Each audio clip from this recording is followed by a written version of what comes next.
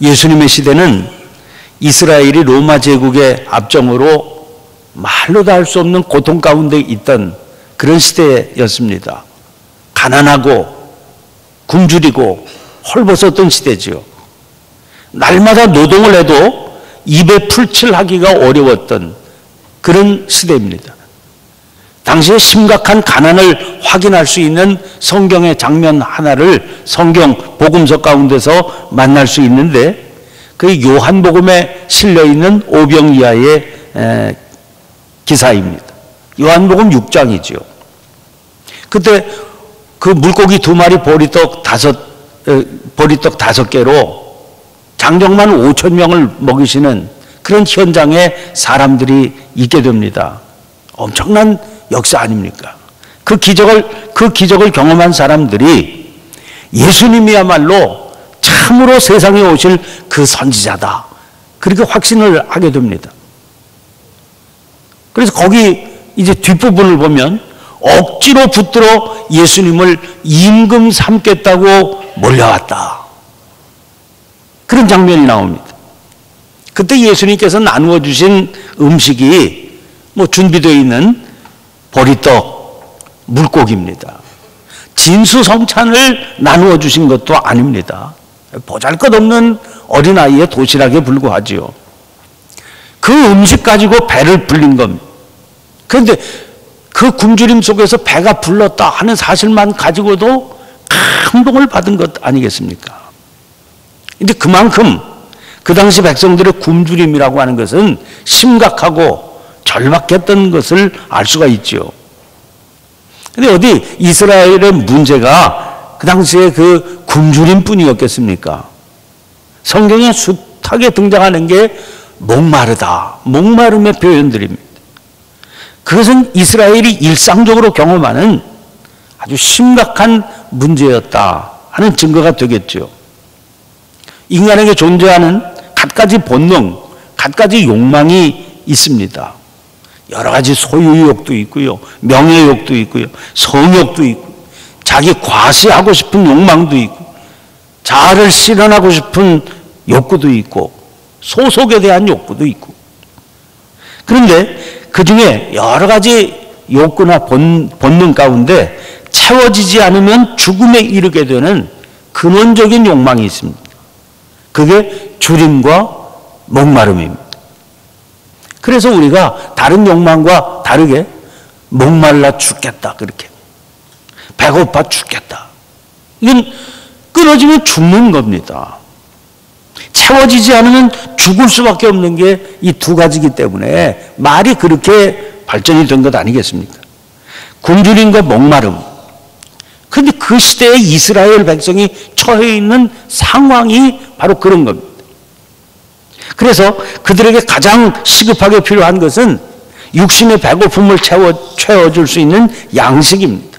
목마름을 해결시켜 줄 수 있는 넉넉한 물입니다. 그것만 넉넉하게 공급해 주면 뭐라도 할 수 있고 어디라도 따를 수 있는 그런 상황입니다. 그런 가운데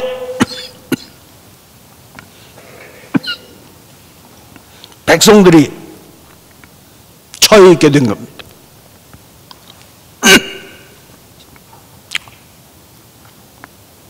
근데 주님은 그 가난한 시대에 사람들이 먹을 거 마실 거 없으면 당장 죽을 수밖에 없다, 그런 절박함을 안고 살아가던 그 시대에 당직게 배우려고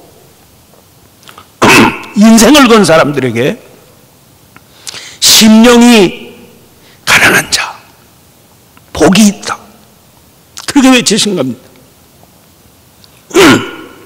심령이 가난하다고 하는 건 영적인 차원의 문제입니다. 식량과 물이 아닌 거죠. 영적인 차원의 문제 때문에 나는 당장 육체를 채울 그 마실 물, 먹을 양식, 그거 신경 쓰지 않고 그게 문제가 아니라 나는 지금 영적인 차원에서 구걸이라도 해서 살아야 될 정도로 벼랑 끝에 서 있는 것처럼 가난하다. 이게 아주 절박한 문제가 된 사람. 그런데 그 심령에 지닌 게 아무것도 없다. 그래 나는 전적으로 하나님만 바라볼 수밖에 없는 자다. 먹을 떡 때문이 아니라, 마실 물 때문이 아니라 영적으로 너무 기갈 들리고 영적으로 너무 헐벗어서 주님만 바라볼 수밖에 없다. 이런 삶을 사는 자가 복이 있다, 그렇게 말씀하신 겁니다. 하나님께서 그를 외면치 아니하시고 그의 텅 비어있는 심령의 자리를 당신의 뜻으로 채우셔서 그를 이끄시기 때문이다, 그렇게 말씀하신 거죠. 그의 심령은 아예 텅 비어있기 때문에 온통 하나님의 뜻만으로 인도함을 받을 수 있는 겁니다. 자기가 채워져 있는 만큼만, 그 비어있는, 그 자기가 채워져 있어서 비어있는 공간만큼만 주님께서 역사하실 수 있는데, 이 사람 심령이 가난한 자, 절박할 정도로 아무것도 가진 것이 없기 때문에 하나님의 뜻이 그의 삶을 온통 채울 수 있게 된,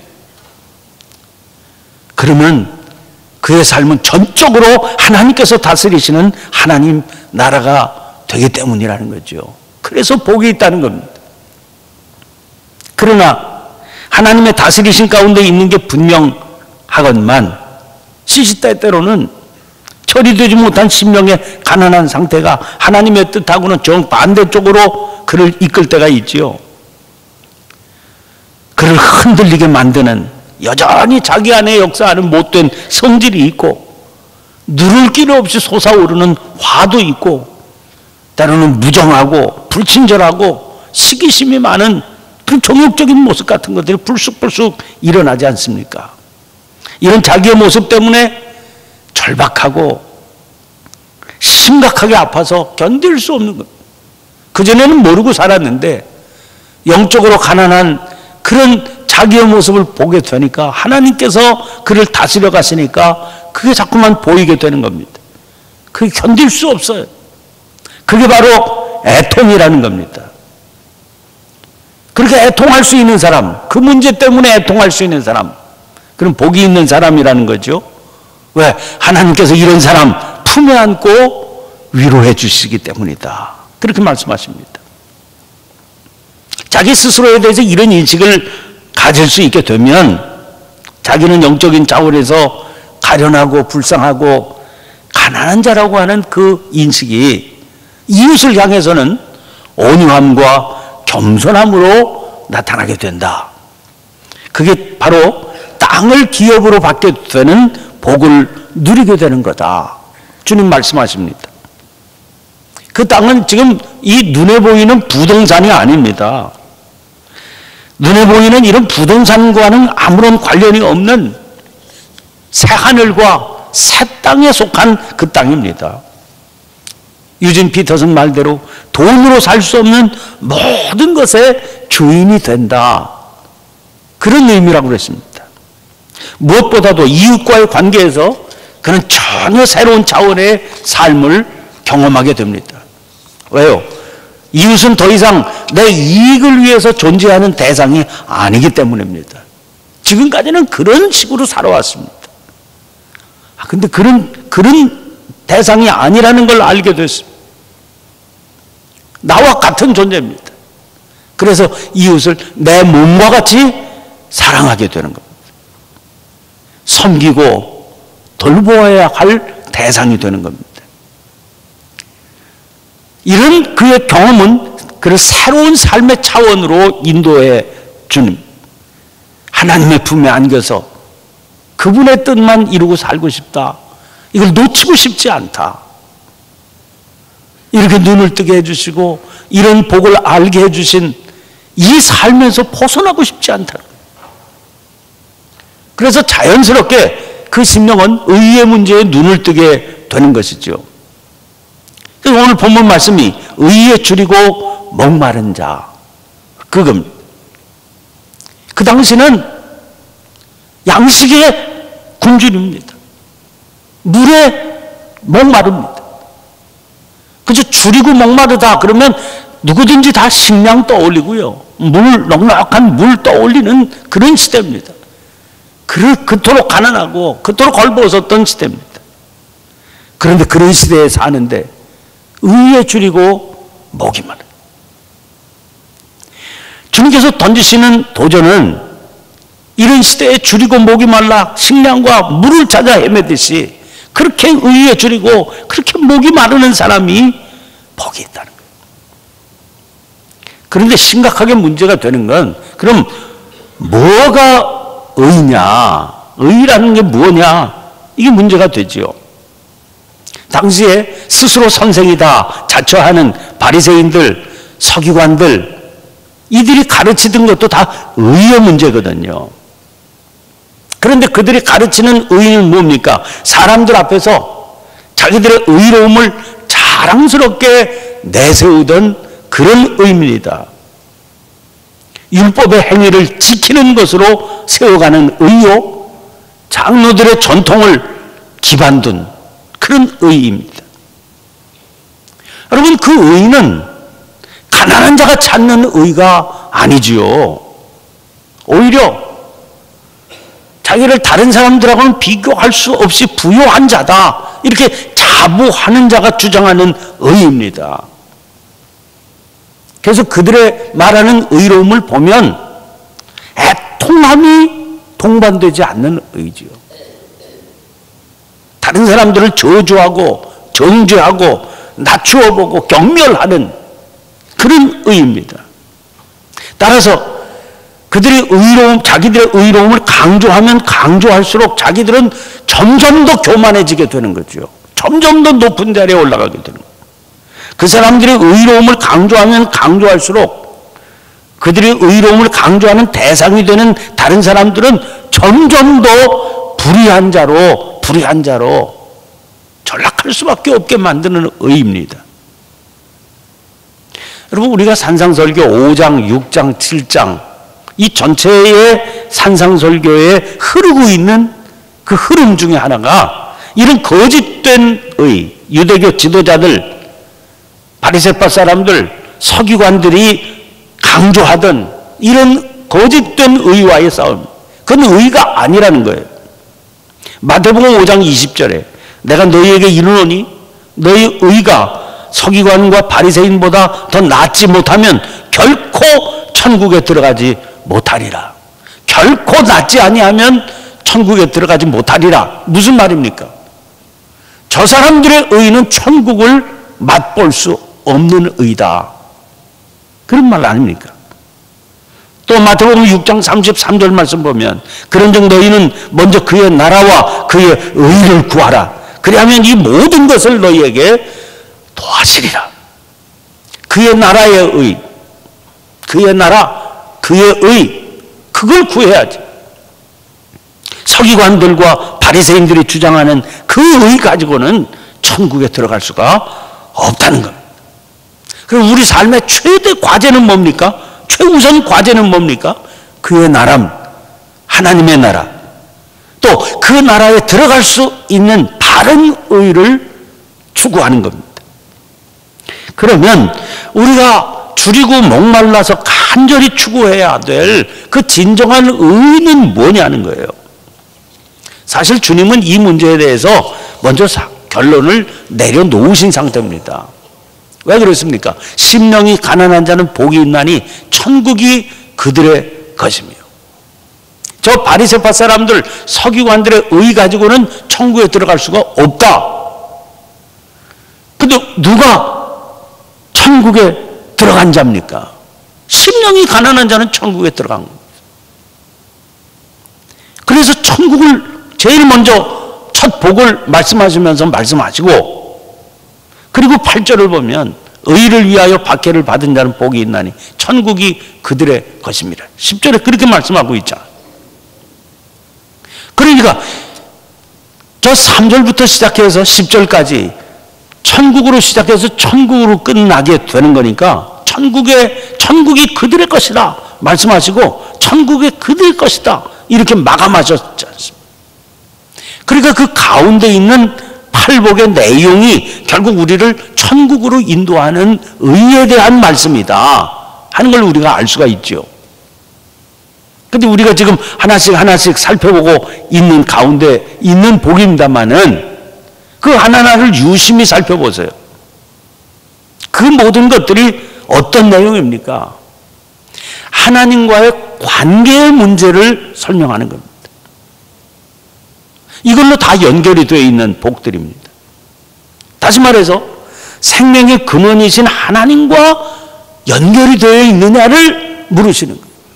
하나님과 연결이 되어 있는 자가 복이 있다는 겁니다. 왜? 그게 바로 의이기 때문에요.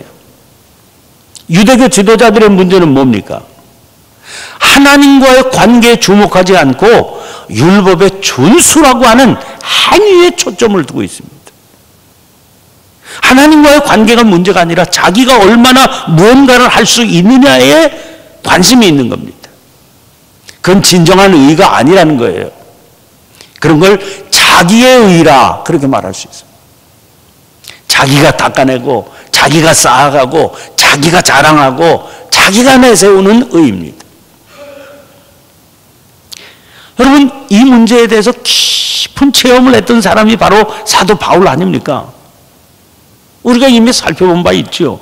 자기는 의롭게 살려고 얼마나 몸부림을 쳤습니까? 율법이 가르쳐주고 장로들의 전통이 가르쳐주는 대로 바르게 살아보겠다고 몸부림을 치고 살았습니다. 그런데 자기의 현실은 그것과는 동떨어져요.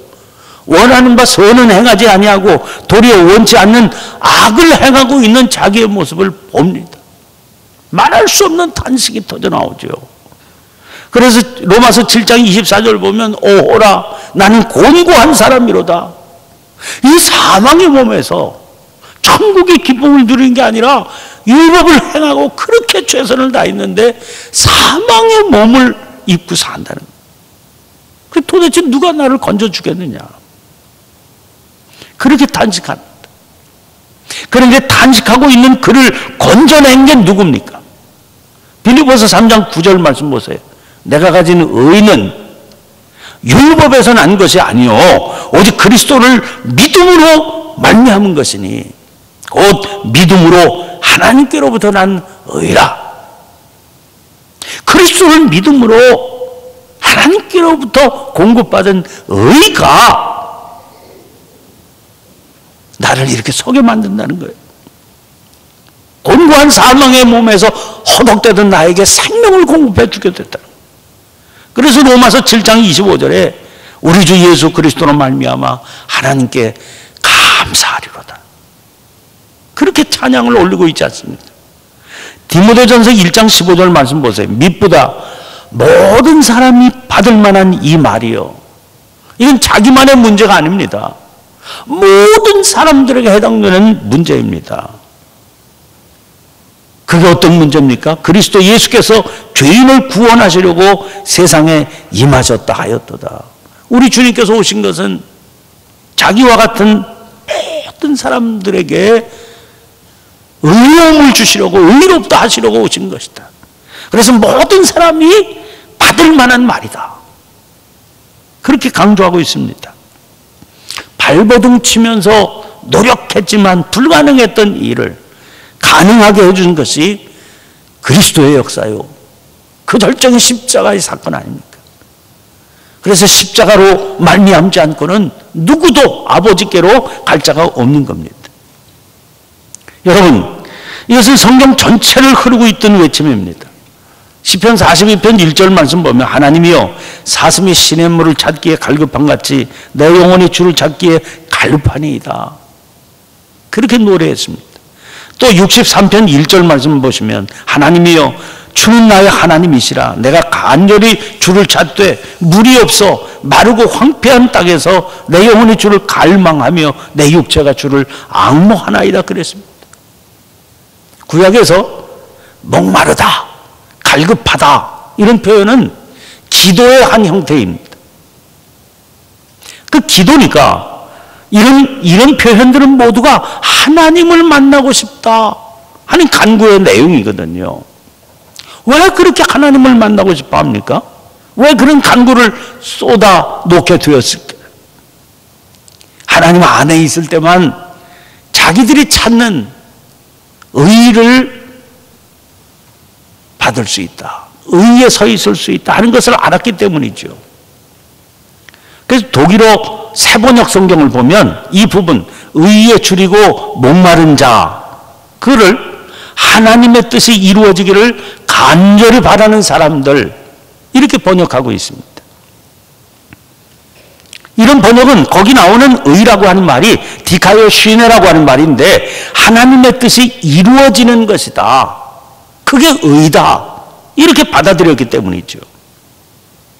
여러분, 그런데 하나님의 뜻이 간절히 이루어지기를 바라면, 간절히 바라면 바랄수록 어떻게 해야 하나님의 뜻이 이루어지겠습니까? 자기의 뜻이 사라지고 비워져야 하나님의 뜻이 채워지고 이루어지는 겁니다. 이게 겟세마네 동산에서 예수님께서 기도드리시면서 십자가 지시기를 결단하는 데까지 이르게 된 내용인 걸 우리가 알지 않습니까? 나의 원대로 마시옵고 아버지의 원대로 하옵소서, 그렇게 기다렸어요. 그 응답이 십자가입니다. 예수님의 그 간절한 기도에 대해서 하나님께서 십자가로 응답하신 겁니다. 그래서 예수님은 당신의 뜻을 버리고 아버지의 뜻 앞에 전적으로 순종해서 십자가를 지신 거죠. 그랬더니 그 결과가 뭡니까? 그 십자가를 통해서 우리가 구원을 받습니다. 하나님의 자녀가 되는, 의롭다 하심을 얻게 된 겁니다. 주님은 우리를 향해서도 너희들도 그렇게 해라, 그렇게 말씀하세요. 마태복음 16장 24절 보세요. 누구든지 나를 따라오려거든 자기를 부인하고 자기 십자가를 지고 나를 따를 것입니다. 예수님의 십자가는 나의 원대로 마시옵고 아버지의 원대로 하시옵소서, 이렇게 기도를 드리고 응답받은 겁니다. 똑같다는 거예요. 누구든지 당신을 따라오려거든 자기를 부인한, 내 뜻대로 마시옵소서, 내 원대로 마옵소서, 아버지의 원대로 이루어지기를 원하나이다. 그게 십자가라는 거죠. 그때 하나님과의 생명적인 관계가 맺어지게 되고 거기서 세워지는 의가 진정한 의다. 자기의 의가 아닌 아버지 하나님의 뜻이 나타나는 의라 하는 겁니다. 여러분, 얼마 전에 어떤 권사님 부부와 식사를 했습니다. 그 부군이 사업을 하시는 부군인데 교회를 안 다니세요. 그런데 이제 아주 그 경우가 바르고 선한 분입니다. 그리고 뭐 사회적으로 지탄을 받을 그런 분이 아니죠. 아주 모범적인 분입니다. 그런데 믿음의 세계는 아주 공개적으로 거부하세요.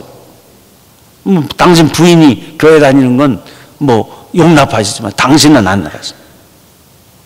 그러니까 부인 권사님이 아주 안타까운 마음이 있지요. 그래서 식사를 주선해서 자연스럽게 좀 목사님 한번 이분이 만났으면 좋겠다, 좋은 얘기 나누었으면 좋겠다, 그래서 마련된 자리입니다. 남편 되시는 분이 아주 점잖은 분이지만 솔직한 분이고, 그래서 그 자리에서 당신이 뭐 자기가 먼저 얘기를 꺼냅니다. 자기가 교회 이렇게 선뜻 발걸음이 내디뎌지지 않는 이유가 있다. 교회 가보니까 교회에서 설교하고 가르치는데 그게 좀 자기 마음에 영 안 든다, 아닌 것 같다, 그런 얘기예요. 아, 이게 말이 되냐? 그 목사님 가르치는 설교 말씀이, 성경에서 얘기하는 그 가르침이 영 자기에게는 맞듣지가 않다는 거예요. 뭐가 그렇게 맞듣지 않으세요? 자기가 생각하는 세상이 제대로 돌아가려면, 죄를 지었으면 벌을 받아야 마땅하지. 그게 세상 바르게 돌아가는 거 아니냐. 죄를 지었으면 벌을 받아야 당연한 건데, 무조건 어떤 죄도 회개하기만 하면 용서한다, 용서받는다. 이게 말이 되냐 말이야. 말이 돼. 난 그게 도대체 그럼 세상이 이게 제대로 돌아가겠냐. 엉망진창이 되는 거지. 제가 그분에게 이런 대답을 했습니다. 저도 그런 마음이 있었어요. 저도. 이게 말이 되냐. 그런데 어느 날 그 말도 안 되는데 올라타가지고 용서를 받게 된 죄인이 저라는 걸 알게 되었습니다. 이게 다른 사람은 어떻게 돌아가는 문제가 아니라 이게 제 문제라는 걸 알게 됐습니다. 제가 죽어야 될 죄인이라고 하는 사실을 알게 됐습니다. 그 죄를 깨닫게 해주셨습니다. 그런데 네가 죽어야 된다 그러는데 회개하기만 하면 용서해 주신다고 그러십니다. 이게 뭐 남의 얘기만 들으면 그게 말이 되냐, 세상에 엉망진창이지 그게, 이렇게 들리더니 이게 내 얘기라고 그러니까, 나한테 해당되는 문제라고 들으니까 그때는요 불합리한 게 얼마나 감사한지 모르겠더라고요. 아니었으면 어떻게 할 뻔했나, 큰일 날 뻔했구나, 그런 마음이 들더라고요. 여러분의 상태는 어떠십니까? 우리를 산자로 바르게 살게 해주시는 하나님의 뜻입니다. 이게 하나님의 뜻이라는 겁니다. 나는 감히 이런 자리 생각지도 못합니다. 정말 경우에 합당하게, 정말 바르게 처리했다면 나는 지금 지옥에 가 있어야 될 그런 처참한 존재입니다. 비참한 존재입니다. 근데 우리를 살게 하시고 하늘나라 품고 이 복된 자리에 앉아 있을 수 있게 하시는, 의롭다고 인정해 주시는 그런 길이 있다는 겁니다. 그게 하나님의 뜻이라는 겁니다. 내가 거기에 해당된다는 겁니다. 그렇다면 그 하나님의 뜻 이루는 삶에 지금 줄이고 목이 말라야 되지 않겠습니까? 여러분, 시작부터, 이 말씀의 시작부터 그랬습니다. 죽을 수밖에 없는 나이입니다. 벼랑 끝에 서 있습니다. 살 방법이 없고 소망의 빛이 보이지 않습니다. 그래서 가난하고 그래서 애통한 겁니다. 어떤 사람 앞에서도 나를 내세울 수가 없는 자입니다. 그런 나에게, 그런데 여러분에게 지금 제일 시급한 게 뭐겠습니까? 이 나를 살리는 하나님과의 관계보다 더 시급하고 더 중요한 일이 뭐가 있겠습니까? 그래서 그 의에 줄이고 그 의를 공급해 주시는 길이기 때문에 십자가를 단단히 붙들고 목이 말라 찾고 구하며 두드리며 살아가는 저와 여러분의 삶이 되시길 간절히 축원합니다. 오늘 이 새벽 주님께서 주시는 말씀을 의지하여 기도의 자리로 나아가십시다. 한번 주여 힘차게 외치고 하나님, 우리를 살려내시는 지옥의 불구덩이에서 천국의 기쁨을 누리며 살게 하시는 그 십자가의 의 단단히 붙들고 나갈 수 있도록 축복하여 주옵소서. 그 위에 줄이고 목이 마른 저희가 되게 해주시옵소서. 그래서 목이 말라 찾고 구하며 두드리며 살게 해 주시옵소서. 간절히 주님 앞으로 나아가십시다. 묵상으로 기도하실 분들은 소예배실 이용하시면 되겠습니다. 한번 함께 한 목소리로 기도하십시다. 주여 외치고 기도합니다.